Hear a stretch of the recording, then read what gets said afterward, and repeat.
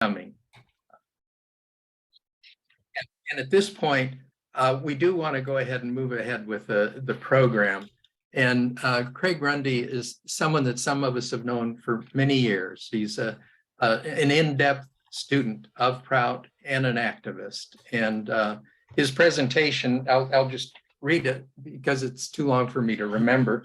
The place of world government and a world constitution in the philosophy of Prout. And I think many of us are really looking forward to this and the possibility of having a conversation with Craig about this, very fascinating topic. And I guess in some of our minds, really forward thinking, thinking to the future, what can be and how we can manage that. So at this point, I will turn it over to Craig. I welcome you and appreciate that you're here.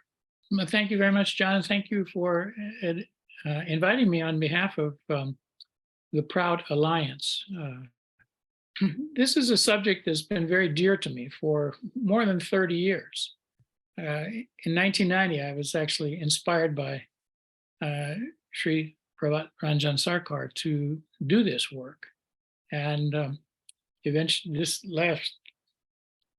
end of last year, finally came to fruition in the writing of a world constitution based on his principles related to world government and Prout.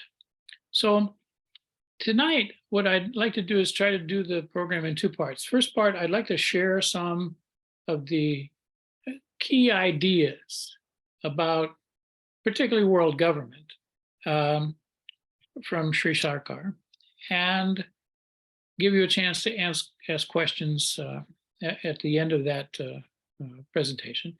And then in the second half, move into sort of a collective discussion about how these ideas of world government, particularly a Prout-based world government, play into the establishment, development, maintenance of a Prout society, both social and economic aspects of society.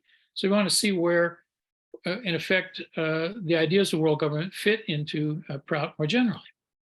And then in the second part of that second half, look at ways to go about actually implementing the world government that we'll be talking about.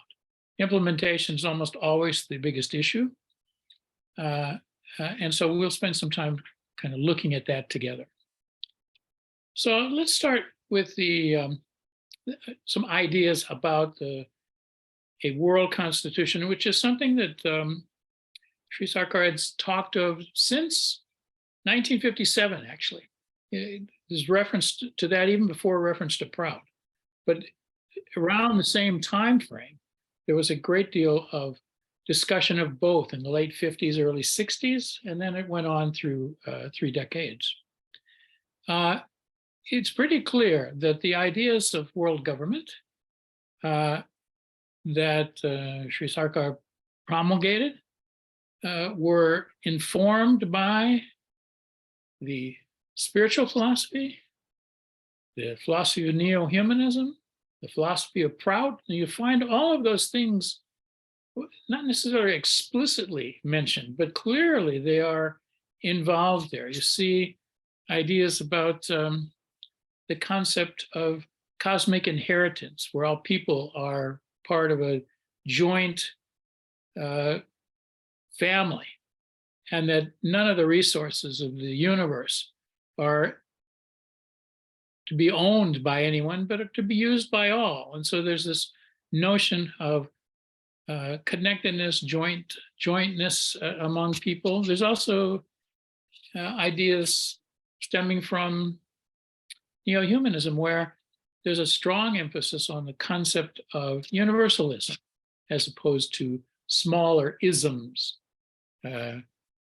communalism, parochialism, casteism, all those things. There's a strong emphasis on universalism, which in the first chapter in the book the liberation of intellect, is described as neo-humanism expanding humanism to universalism, which is described as the cult of love for all created beings of this universe. So clearly there's these elements, which are certainly part of the model of world government and a world constitution, are there. And so they're derived from all of these other sources. One of the things that's very interesting, and I think is important in being able to appreciate the model of world government that Sri Sarkar presents, is the idea that it would happen in phases, which is not unusual for many different aspects of big changes that he has talked about. In particular, in the concept of world government, there are at least 3 phases that are shared and is seen as very important. Let me go to them and talk about them just briefly. And you see these emerging from different discourses that he gave. The first phase, which he calls the initial phase of world government, is described in Problems of the Day and Discourses on Prout. And it looks at government as something limited, in particular, just a legislative body, in particular, a 2-part legislature called bicameral, like a House and a Senate, or a high and low body. But they would, this legislative body would be made up of people from all of different countries who would either be elected by the country or sent from countries. It's described differently in the 2 different discourses. And the function of this early phase government is to write laws. The actual carrying out or executing of the laws would still be done by the local governments. But the idea here is that by a world government, or at least the initial phase of a world government, creating these laws, there would be less likelihood of local governments discriminating against minorities in their countries. And so this gives a little bit more protection of people. It also addresses this limited nature of the initial phase, addresses the idea that people in the beginning will be skeptical of the notion of world government. Indeed, even now, people sometimes mention world government, and there's a lot of jitteriness among people about it, that there's somehow it will become a big, overbearing kind of entity that will suppress people. And so Sri Sarkar basically said that we should take this step by step, go slowly. When problems are encountered, be open and honest and talk them through to try to find out solutions, and take it in a way that will allow people to get used to it. That's the initial phase. The second phase, which I find is probably the most interesting in some respects, is something he didn't call it the early Confederation phase, but I think that the way in which it's described in the discourse, the talks on Prout, which is also called the Observer's Diary, takes place in the context of the first description of a world government as a confederation, or a coming together of different countries or local federations to work together for particular common purposes.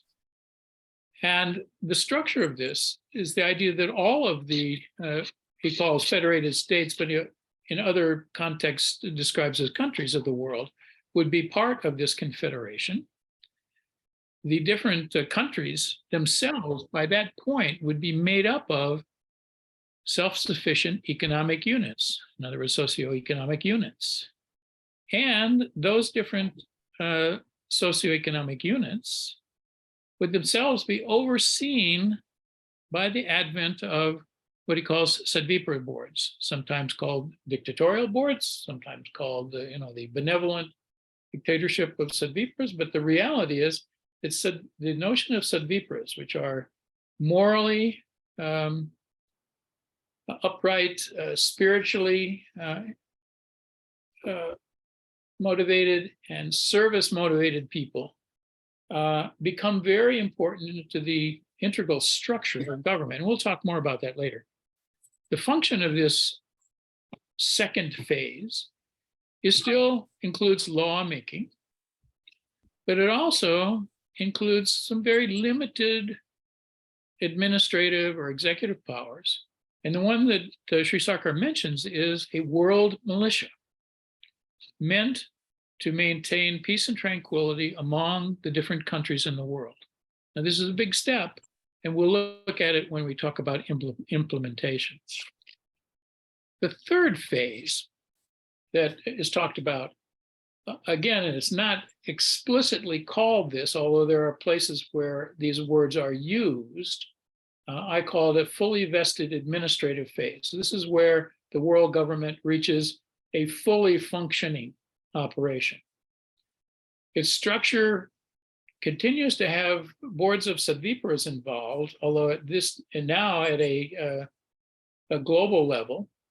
And it has the traditional branches of government, legislative, executive, and judicial, as well as an additional branch that Sri Sarkar describes as an auditing branch to maintain financial integrity.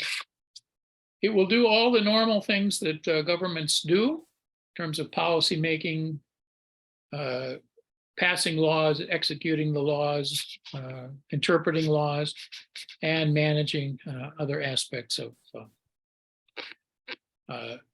financial and executive functions within the government. Now, beyond this, beyond these phases, there are also certain elements of the government that I think become important in terms of its more specific structure and function. And these are elements that are, again, not unusual, things that you would find in government settings. And let's take a look at one, which is the notion of rights within this governmental setting that are reserved to the people, and indeed not just people, but other living entities and even inanimate entities. In his discourse called Requirements of an Ideal Constitution, which talks about both local constitutions or maybe country level constitutions and a world constitution, Sri Sarkar talks about a Bill of Rights. I list some rights that are found in that particular discourse, but there are more than these rights. So it's not just limited to this short section within this discourse, but some of them are very interesting. And just to share some examples. The first one listed in the discourse is complete security for plants and animals on the planet. People have a difficult time figuring out what does that mean and how is that possible. But nonetheless, it's the first of the rights listed in his discourse. The second one has to do with guaranteed purchasing power for all citizens. And even further, it says that all the countries should guarantee purchasing power for their citizens. And as you read further and read from other discourses, it's purchasing power adequate to obtain the minimum necessities of life.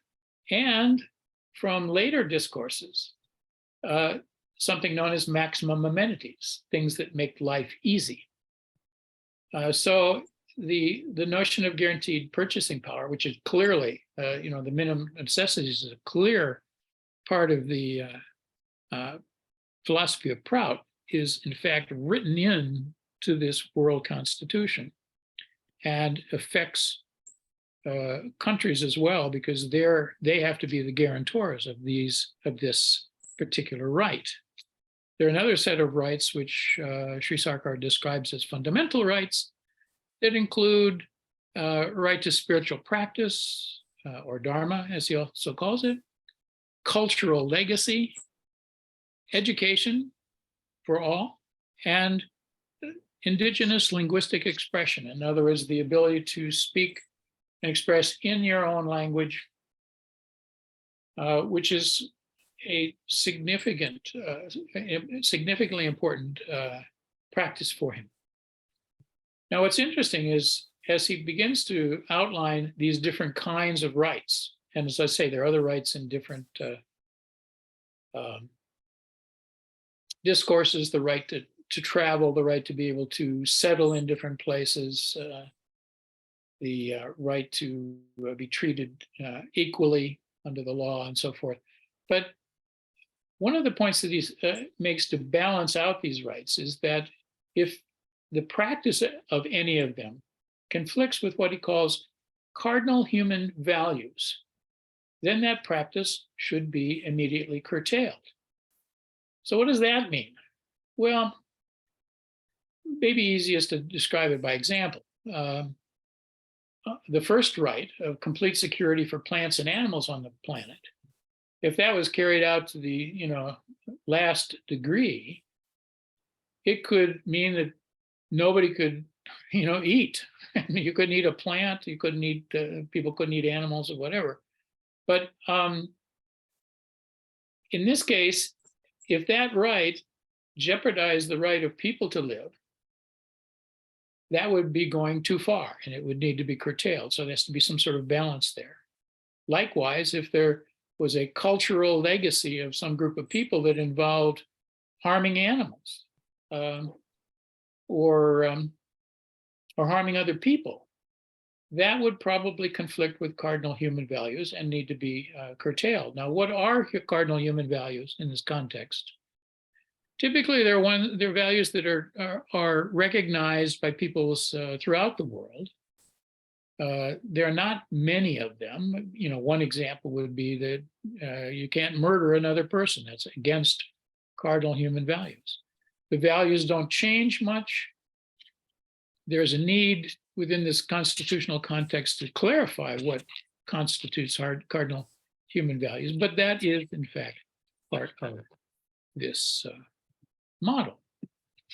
Now, in addition to reserving different rights for people, there are also, within the constitutional context and also within the governmental context, certain things that the government will do. One of them would be to protect the rights granted by the Constitution. Beyond that, protecting of the environment, because you can't guarantee the rights of plants and animals if you despoil the environment. So a world government would make sure that the environment is protected. Promoting unity among peoples of the world would be another somewhat unique aspect of this world government.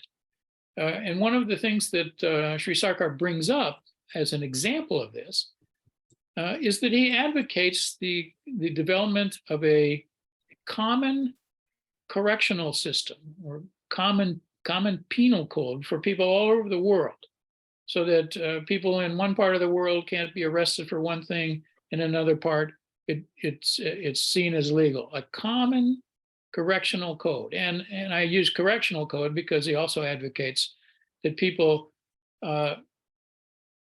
The point of this is not punitive, but to correct people, to bring them to the right kind of living. So this notion of unity is important. Protecting disadvantaged peoples, people who in the past have been discriminated against so that they can, in fact, grow into full participating members of society, would be a part of this government. And other matters. And one of the things that's interesting, and that is less specifically, well, is not part of the world government, is planning and implementing economic policies. Those are left for local peoples through local governments. The idea is that the world government is more of a political, has a political focus to it. And with respect to economic issues, that's done on a local level. Now, the world government could help local governments or local people in their planning efforts by providing expertise or perhaps funding if they need certain things, or working out conflicts that might arise from different local areas. But the point is that the world government does not dictate local economic development or implementation plans. That's left to the local bodies. Now, there's another piece of this which has to do with the structure of world government. So the world government is going to do lots of different things.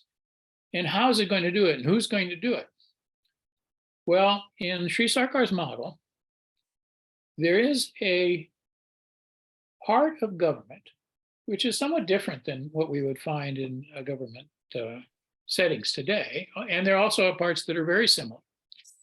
The part that's different is something called the Supreme Board of Sadvipras. Again, this notion of Sadvipras is important, and we will be talking more about that in the second half.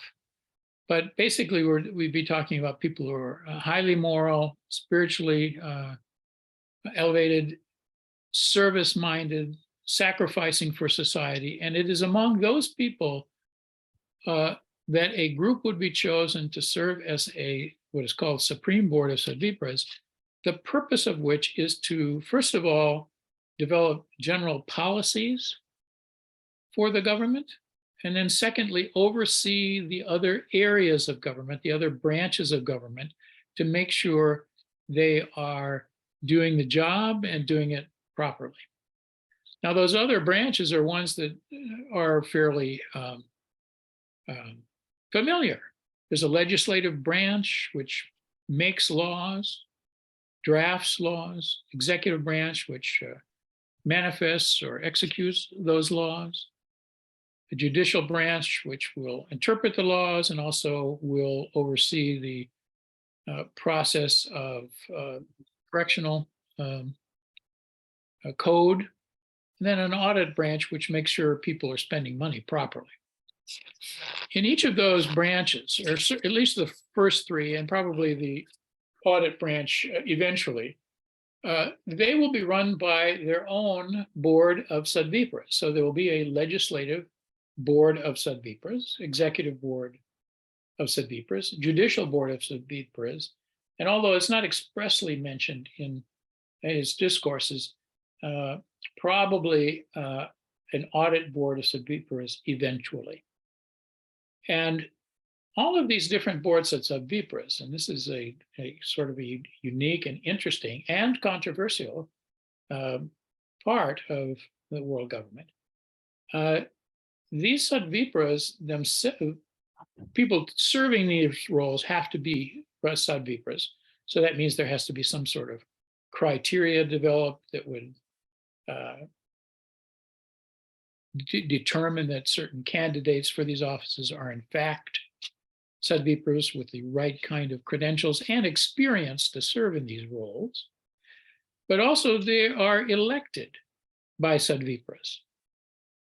And therefore, the question is, who becomes members of the electorate? Well, under this system, the people who are the electors or voters are themselves Sadvipras. So there must be a process for being able to determine who is entitled to be able to vote in that context And it's also important to be able to find ways of enabling more and more people to fulfill those roles. Otherwise, it will appear like an elitist a type of process, which will not have as much support from a broad group of people, even though the Sadvipras themselves would generally be seen as highly, very high integrity, service-minded people,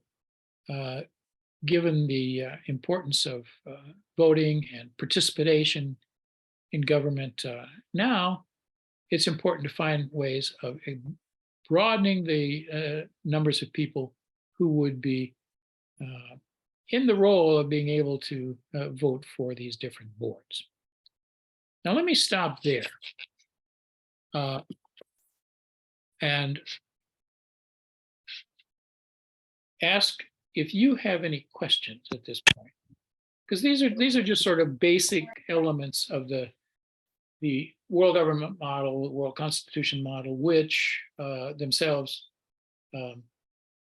you can read the book on the world constitution if you want, but this is some of the basic points. But any questions before we move into a second part, which will delve into how does this kind of governmental structure relate to Prout's social and economic order, and also how might this be practically implemented?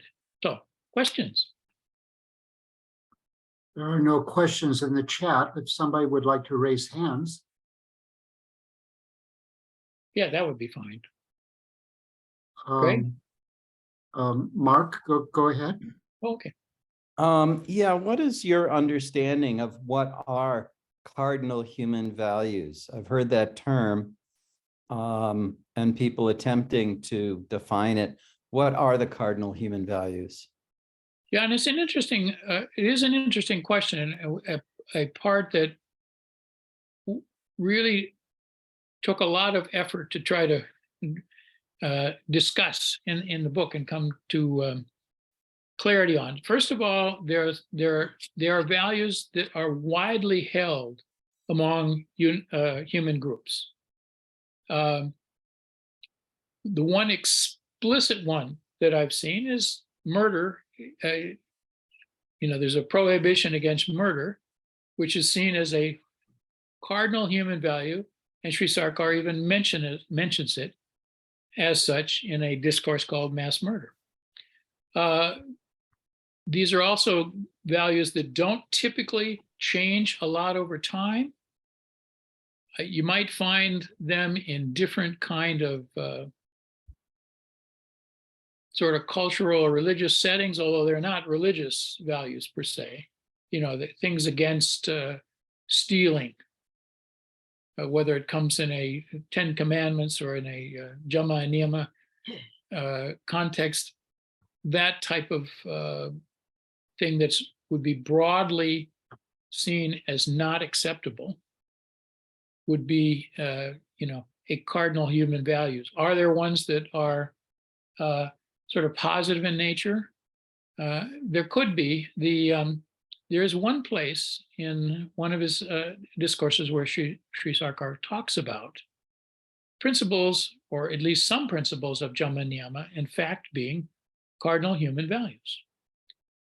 Now, how broadly those would be accepted, they wouldn't be known under the terms Jama and Niyama around the world, but some of the essence of some of them might be. It's something that ultimately in the World Constitution, what I sort of defaulted to was that at any particular point in time, probably the Supreme Board of Sadvipras, which is making policy decisions for the government, would probably be required to confirm what the human cardinal values at a particular point in time would be, such that rights granted by the Constitution that go against those values would have to be curtailed. So that's a little bit of a fudge, but that's kind of where I sit. Greg, do you have a question? Yes, thank you. I wanted to point out that the presentation seems to build entirely on nation states. And my question is, would the nation state system be maintained in perpetuity as the building blocks of world government? Yeah, I think the answer is no. And I say that because in the discourse called Talks on Prout, or The Observer's Diary, where it talks about what I have termed the early confederation stage of government or phase of government.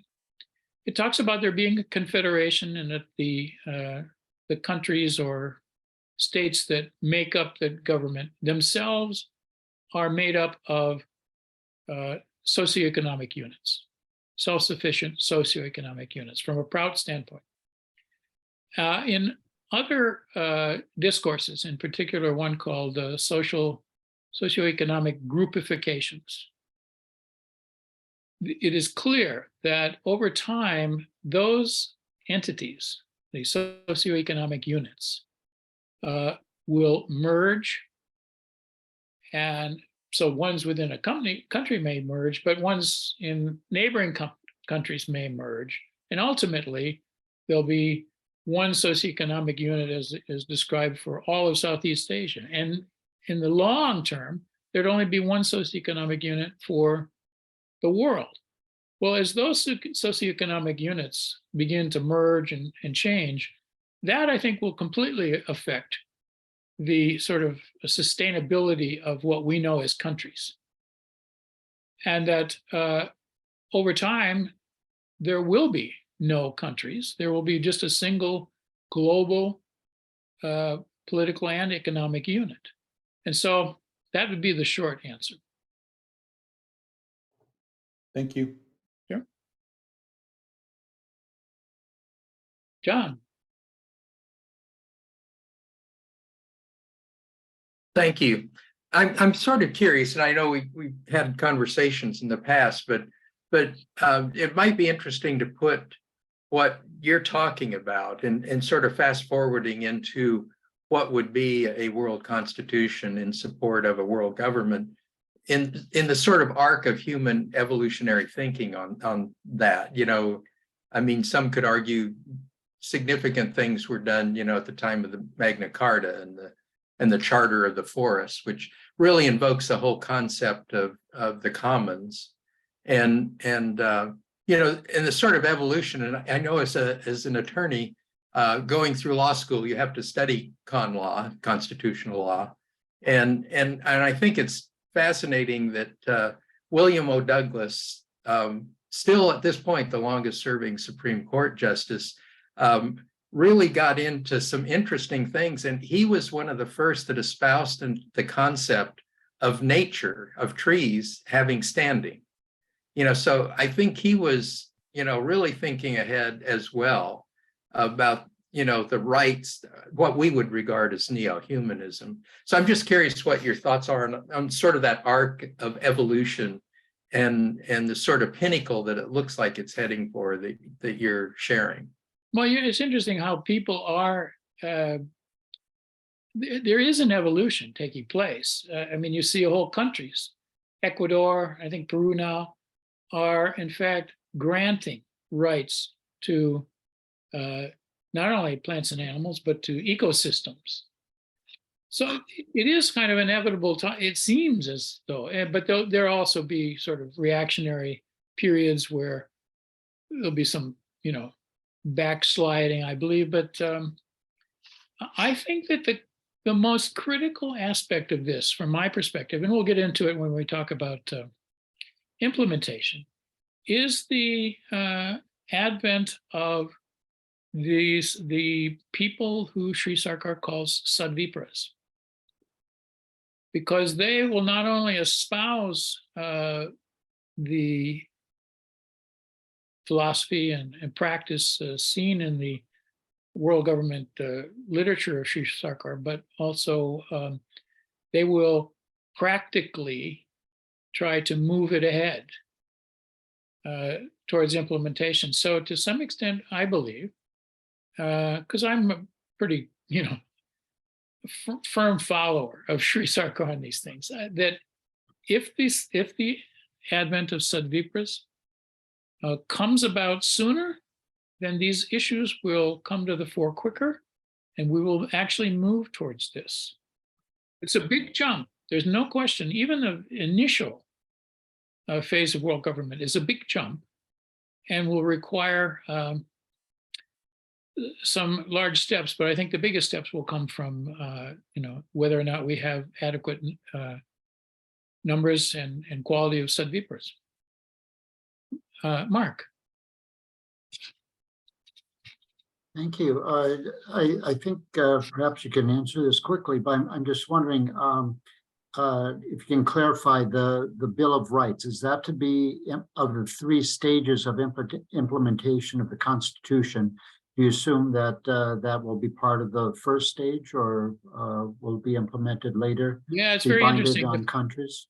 I think that the first stage, which is just the creation of a world legislature, which is not utterly different than the idea of a General Assembly of the United Nations, but the UN doesn't have real powers at this point, not significant ones, not as much as is being advocated.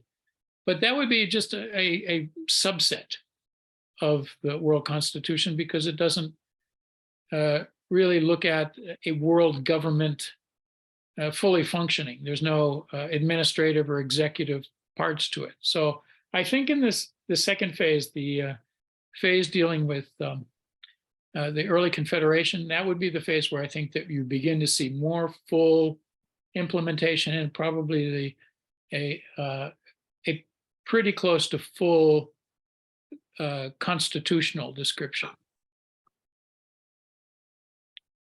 And I saw one other person, was it? Srivero Srivero? had a Srivero? question. Thank you. Hi, everyone. I've been looking forward to this. Sorry, I missed the first part. And my question should surprise no one. It's about implementation. Okay. And I heard you say you're getting to that next. So if my question is, well, good question, I'm about to get into that, that's fine. And it's really, my question is how to take the end result, which is implementation of this concept, and to look at the little tiniest nubs of neurons or sprouts or people or places, policies, bills that exist now to be nourished, to be moved forward. And where are they? What are they? No, that's a good question, and I think that this, since we're done with the first half now, we'll consider this will be the crowning finish to the first half. Let's move to the second half, which really has 2 parts to it: the connection between, or the position between, the world government and the overall Prout system, and also the implementation. And I'm kind of inclined, if you don't mind, to go to the implementation next, because I think it somewhat speaks to the position of world government in the Prout philosophy in general. Is that, anybody raise your hand if you're adamantly against that?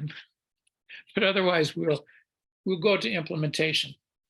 I think that it's important to note that the implementation of a world government in the context of Sri Sarkar's philosophy also has to recognize the different phases of world government.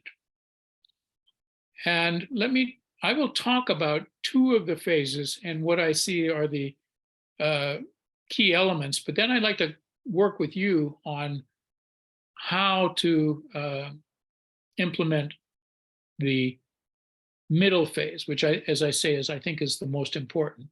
The World Constitution book that I wrote is really related to the last phase because it has all of the government elements to it. But the middle phase, I think, is the most interesting. But let me start with the idea of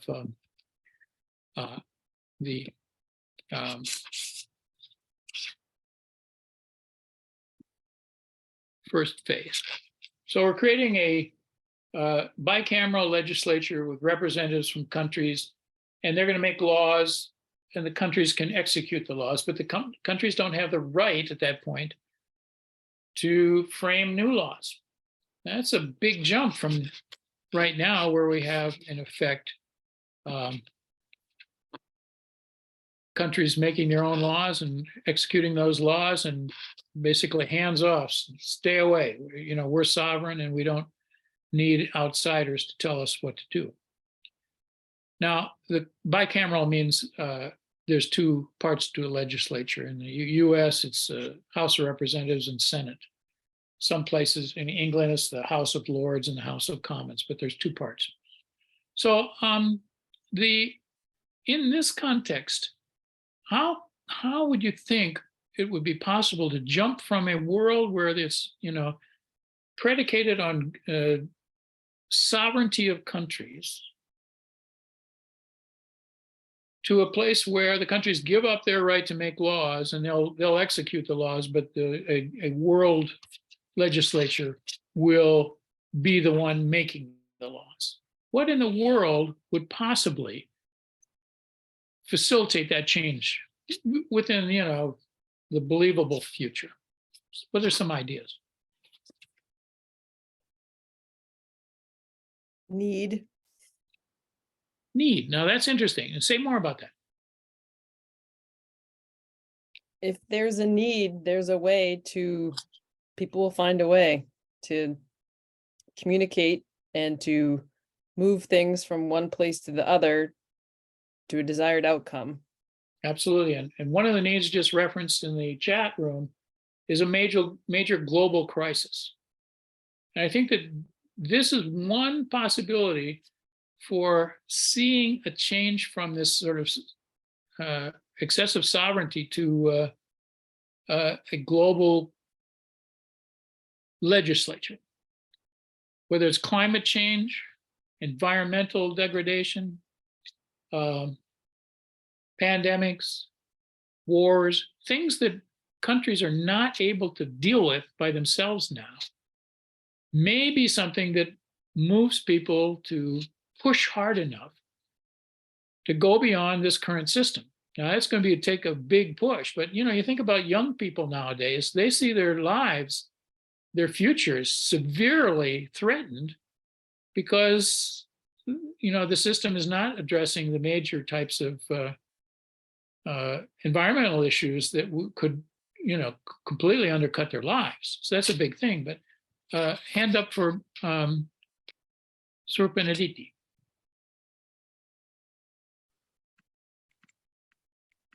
Right, thanks. I just wonder what you think if anything that's happening in the EU seems to kind of maybe take some baby steps towards some of these concepts a little bit.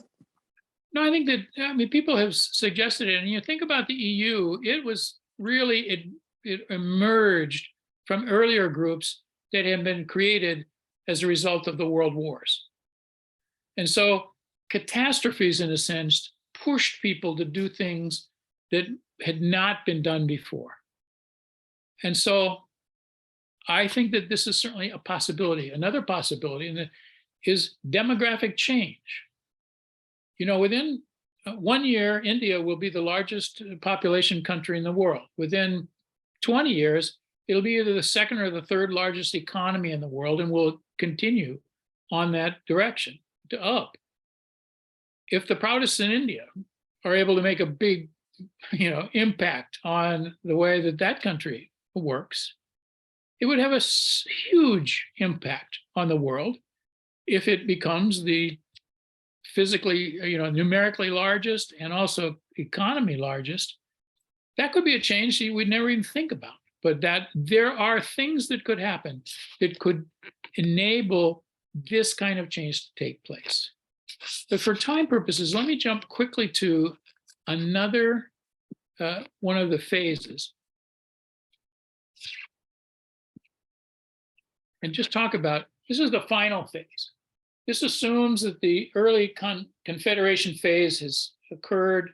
There are the countries have joined a confederation. They're made up of socioeconomic units, and the advent of Sadvipra boards has begun.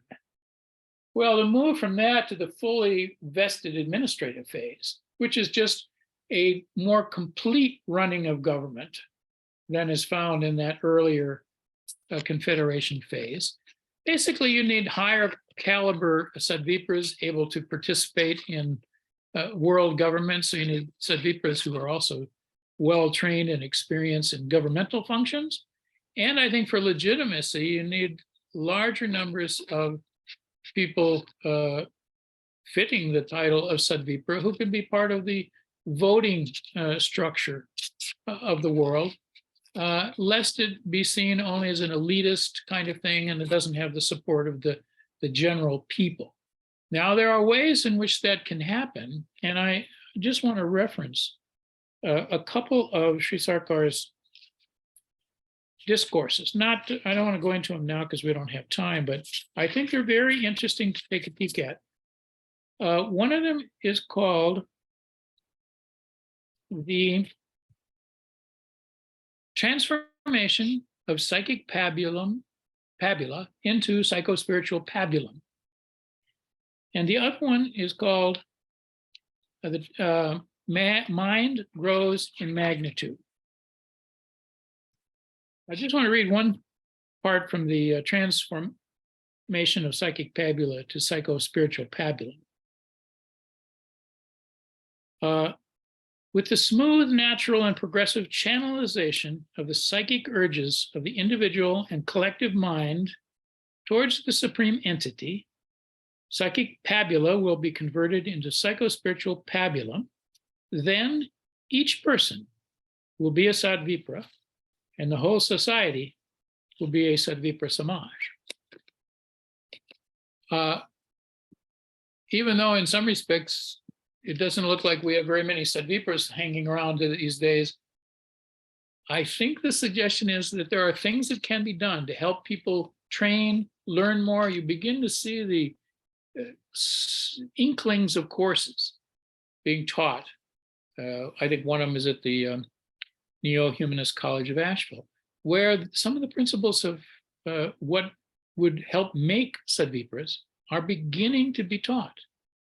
And the creation of more and more Sadvipras, and in particular ones who also have skills in government, would enable that last phase, or the latter phase of fully vested, to come about.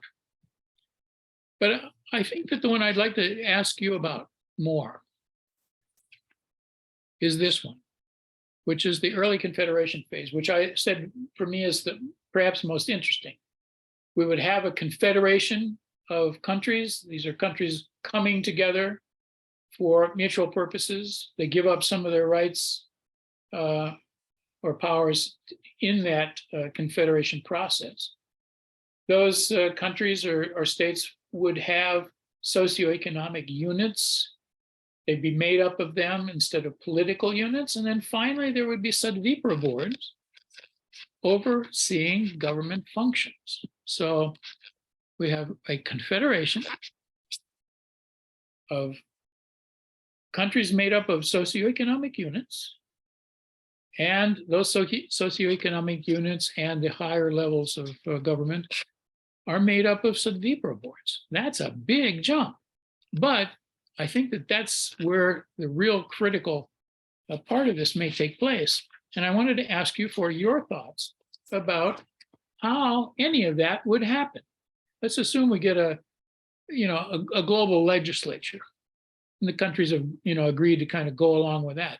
How do you get from that to a confederation with socioeconomic units, Sadvipra boards, the advent of a global militia? What is going to happen? Extra points for the first. I have an idea. Oh, okay, you want those extra points. I saw. Okay, good. Which, as usual, starts with questions. And so where my mind goes is thinking about, nations and countries and how that is a, westernized, colonized concept here in what's now United States. And we live in indigenous territories that now are, nations and tribes and bands, and they have different governing practices and structures, some of which are the Constitution of the United States is actually built on the Haudenosaunee League of Five Nations Confederacy that actually just completely left out the whole final say being the Women's Council. So I'd like to provide that as some context. And then thinking about the different dimensions of government that exist on this geophysical landscape now, which are the federal government, and then federally recognized tribes, non-federally recognized tribes, and how, it starts at a smaller geophysical area, and then would more broadly move into, for example, the United States, a federal government that is recognized in our current system, but then also a representative from indigenous nations. Let me just cut you off for a little bit. Only to be able to allow a few other people during our last 5 minutes. Do you have just like a final piece of that? I think it's gonna have to start off with multiples that then work together and designate a one. Okay. Just because she hadn't had a chance to speak before, Nada. Yeah, thank you very much for this presentation. So the first thing that came to mind when you asked the question was water management on the planet. And I thought about Egypt, Sudan, Ethiopia, and the management of the River Nile. For any socioeconomic zone, water is so essential. And these countries are forced to cooperate in terms of how they're managing their water resources. The border between Israel and Jordan, I mean, these are populations that are relatively hostile to each other. But again, because it's such an arid area and water is so essential to life, the governments actually have to cooperate and coordinate regarding water management. So I think, with increasing pollution and scarcity of basic drinking water, even here in the United States, our waters are so polluted. I think water will be part of the trigger for forcing this kind of confederation. So to some extent, that would suggest that the crises that may bring about the initial phase could also help bring about the early confederation, sort of the middle phase, which is, completely believable. One thing I want to mention is that in the discourse, Problems of the Day, there's a description about what will get in the way, what obstacles are there to the implementation of a world government. And there's suggestions about, divergent interests of countries, the skepticism of people that I mentioned before, kind of being scared of what they don't know. But the suggestion from Sri Sarkar is that it's the fear of local leaders, could be country level or even below that, of losing their power, losing their position if the advent of a world government took place. So fear by those kinds of people. And I think that begins to suggest some of the kinds of implementation processes that might address this particular phase. But first, let me go to Greg, and then I do have one thing to say on implementation. Go ahead, Greg. Yeah, I'll just be very brief. That it seems to me clear that the global climate crisis will be so overpowering and require such drastic measures globally that this will be the primary shared project of global humanity. That's a very good point. And, it's almost like it will shock people out of the dogma that we live in as to how we're supposed to run governments and so forth. I should say that there's no question that Sri Sarkar believes that the advent of world government is possible, that in some places, people who advocate it will find a receptive government, but those will probably be in the minority, but some places will go along with it because they're more progressive. They may have more need in an emergency context, and other places will resist it. And he says in places where resisting will take place, that the local people will become agitated and they will bring it about by revolution. Which is very interesting. What kind of revolution?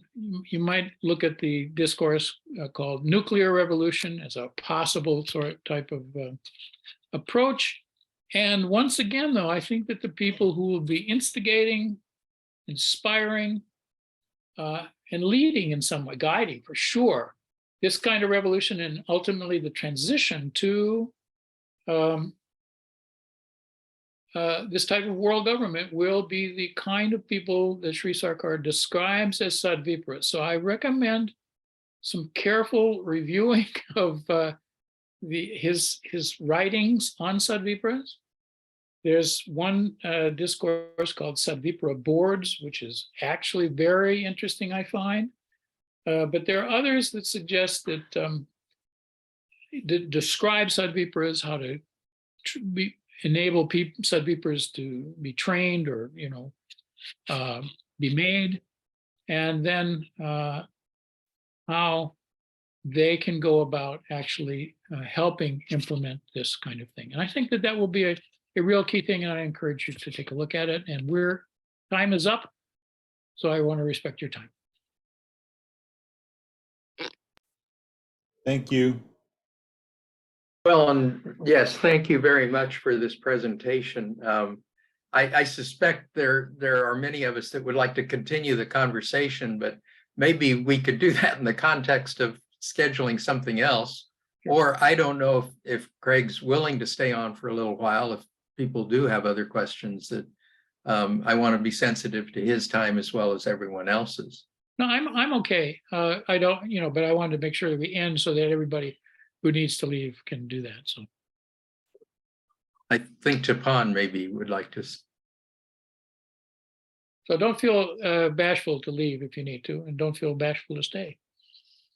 Yeah, I just wanted to share a thought on the power sharing or the people at the lower structure not willing to relinquish their power. I think the structure probably should be such that the higher level bodies will be more responsible for direction setting, policy making. However, the lower level bodies are bound to follow those policies, and their core job is to really execute. But they're sort of the upper level bodies should be setting the guardrail, and the lower level bodies should be operating within the guardrail. And so the power actually remains at the lower level because the power is in the execution. However, there has to be power on the upper level where the power has to be, the policy has to be bound by, the lower level people will be bound to follow the policy set by the upper level. It's a good point.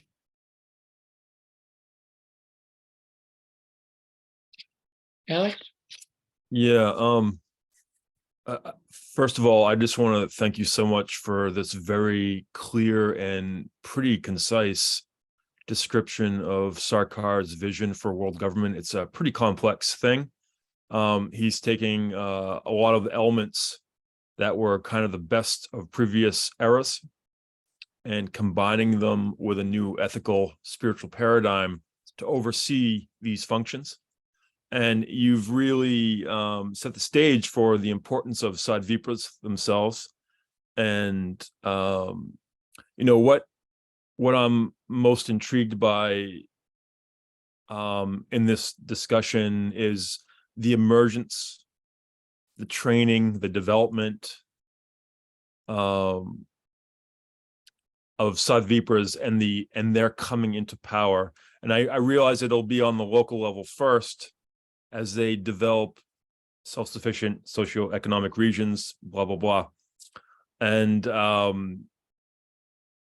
but I'm most curious about how you see their emergence coinciding with the ideas that, yes, there should be world government.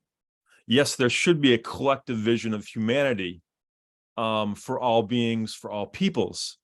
It seems to me that although the entire world government rests on the emergence of Sadvipras.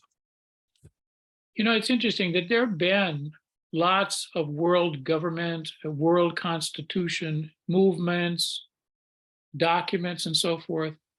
Through time, most of them have been triggered by something traumatic. World War II triggered a lot of it. And so there are a number of constitutions that were created after World War II. The problem is that they could never get implemented. And I think that this is sort of the key. If you have a cadre of people who have this dedication and also high degree of integrity, morality, spirituality, which is not easy.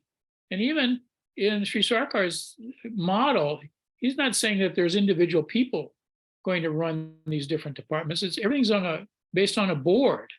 So you try to lessen the chance of somebody getting egotistical and maniacal and going off the rails. You try to create safety nets, in effect, to make sure that the proper functioning in the right direction is maintained by these people. I think that these people will be the ones who, in fact, largely stimulate and get people excited about the idea of why world government is good for them and what kind of world government we're talking about. And they may have to do that in different ways in different countries, because different countries could be in different phases of Sri Sarkar's social cycle. And so some of the practicalities may be somewhat different in different places. One of the things that's interesting is that there's some material in, let's get the two discourses. One is Problems of the Day, and the other is something called Social Defects in Gandhiism, which both talk about Sadvipras and the degree to which they're able to take control of society, that it will lessen the degree to which the other groups of people, the different, the Vaishyan, Kshatriyan, Vipran, it will lessen the degree to which they actually have control or influence over the society. The social cycle will continue, but they will not be as central or powerful if the Sadvipras are in fact in control. And one of the questions I had, not necessarily to be answered right now, but at least to think about is, would Sadvipras being in control of the nucleus of society or the hub of society, would that be the same thing as the Sadvipra boards that I was talking about being in charge of the government? So if Sadvipras were ruling the government, we're not necessarily, they're not running everything, but they're in charge of the main boards that oversee government. Is that the same thing as being in charge of the nucleus or the hub of the social cycle? I don't know, but I do see Carl has got his hand up. Yeah, that's a subject close to my heart. I don't know, it always inspires me and touches me deep. That it may happen that sometimes the functioning of the Sadvipra boards might fall into problems and lose their edge. And in which case, other Sadvipras who are not in the government would foment awareness among the populations and bring about enforce a change of pressure of circumstances. So I think that there could be a backing and forthing over the centuries, in which Sadvipras would have to do their work on various levels. One of the things that had been suggested is that it would be possible for having sort of term limits of people serving on Sadvipras boards, and making sure that people serving on different Sadvipra boards come from various geographical locations, and that there may be staggered lengths of time in which they, you do a bunch of different things like that to try to prevent things from going bad. There's never 100% agreement, but the fact that these boards are voted on by an electorate of Sadvipras, and that's got its own problems, but that could help at least reduce the likelihood of this sort of consolidation of power going bad, but not eliminate it totally. Mark. After Yeah, that, I noticed there's a question from Deepa in the chat. Okay. Should No, I go for it? Yeah, I think the question is, does Sri Sarkar say if world government is possible without strong spiritual base?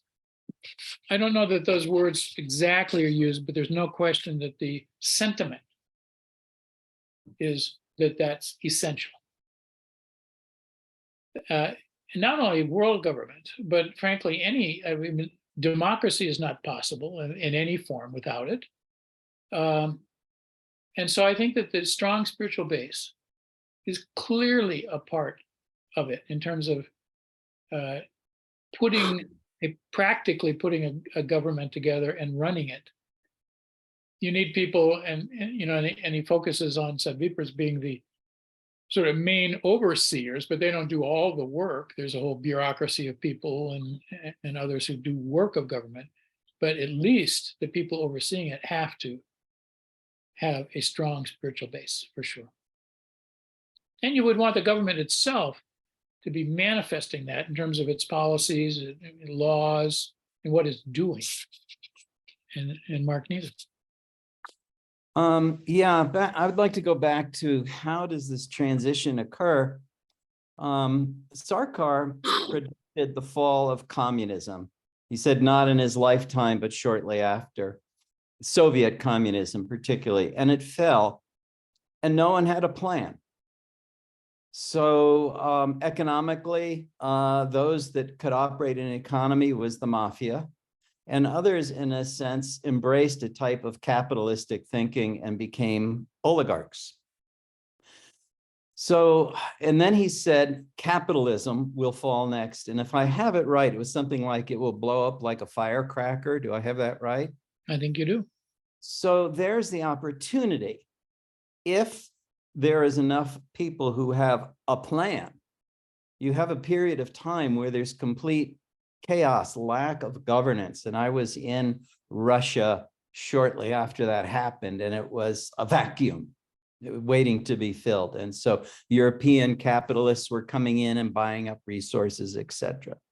But if someone comes with a better plan, which is Prout and world government, the opportunity is there. So I think it's being in practical preparedness and let the universe take care of creating the opportunity when we have the preparations. That's a good point. Part of the reason I wrote this book, I mean, the real reason is because I was asked to. But beyond that, I think that hopefully this would allow people to learn more about the construct of world government and world constitution from Sri Sarkar's perspective. Hopefully begin to discuss it. Hopefully that might lead to a plan, but ultimately the plan is not dependent on the exact particulars, I think, of the world government as much as it is on the people to implement it, the people to stir up the sentiments of the people. In other words, the Sadvipras. So I think that becomes a real, still, I think that's the real key, although knowing what to do with it may be part of the plan. but having the people implement a plan is a pretty big deal. John? Yeah, in fact, in that same piece, Sarkar did talk about, when he was talking about bursting like a firecracker, he did talk about the opportune moment and being prepared, to act at that point. And I guess two things. One, very quickly, I think a number of people have brought it up, and I think for many of us that have been struggling with, what is the practical application and the circumstances that would move things, at something beyond a snail's pace is what we've been seeing. And there's just a growing body of research and empirical experience around the planet that crises do trigger opportunities. And I think anyone that's studied economics knows full well Milton Friedman's comment along those lines. And we're just sort of on the opposite side of that. But he was just saying crises, whether real or perceived, are when, there's a real opportunity for change. And the role is to be ready for when that happens. And so I think there's a collective presumption among many people, and unfortunately, often among leaders, that when there's crisis, people will fall into disarray. They will behave poorly. And the actual history of human beings, and probably why we're the dominant species on the planet, is we actually coordinate, cooperate, work together, solve a problem. And it's interesting. Some of us have been doing a lot of research along those lines, and there's this supreme irony that people talk about the joy that people experience in crisis. And it's because all of a sudden people are operating like they're capable of operating, in a coordinated, cooperative, positive manner. And it's almost sadness, and that it transitions. And I think so many of us are just looking at the opportunity is not, because in traditional emergency management, the idea is to get back to what was. And in reality, I think what many of us are seeing is those opportunities, and it kind of goes to what Mark was saying and several others have talked about, is we want to transition to something very different. And one of those opportune moments is disruption. So I just wanted to share that. But I am curious if you have any thoughts about the reality of, can a Prout political party be part of some of that sort of transition?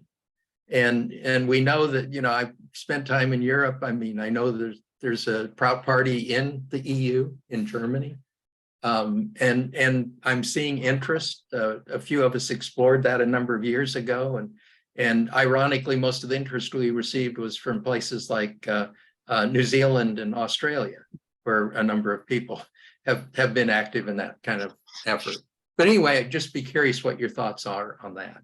Yeah, I don't doubt the potential. What's interesting for me is that the materials from Sri Sarkar himself, which focus on how people can be involved, usually describe action that's not political. It's more social service oriented, constructive oriented, not sort of wallowing in the dirts of politics. I'm not saying that doesn't have a tactical role, but I think from the standpoint of Sadvipas, they're not going to be focusing most of their energy on trying to win elections. They're going to be trying to stir up the minds of the people to say, here's where we need to go, and to in the right and necessary places create the agitation among people to cause revolution, however it may be. So yeah, I know there are a few places where Sarkar does talk about the possibility of contesting local things. So yeah, which is I fine. think, yeah, and I think that's where some of that idea comes from. I don't think there's any problem with it, but I do think that to make these jumps is going to require something other than a parliamentary debate. Okay. Well, maybe we are at a good stopping point here. Yes, thank you for staying on longer and pleasure. continuing this conversation. Well, it's nice to And- see everyone. Yes, yeah, and thank you to all the people who stayed on. We appreciate your participation. Again, if you have ideas about other topics you'd like to see presented in the series, please get in touch with us. And otherwise, we appreciate the attendance and people's engagement. It helps educate all of us more and more. We didn't cover all of it, but there's some great points made in the chat room. So if you want to save the chat room and look at it later, that's not a bad thing to do. We just didn't get to everything, but it was very impressive comments. Yeah, Mark, would you mind doing that? I think that's very useful to save the chat when we can do that. Thank you. That's what I've been trying to figure out how to do, and I finally did, so. Oh, good. Well, thanks to all, and have a great rest of your evening. Good night. Thank you, Craig. Yeah. Bye-bye. Thank you.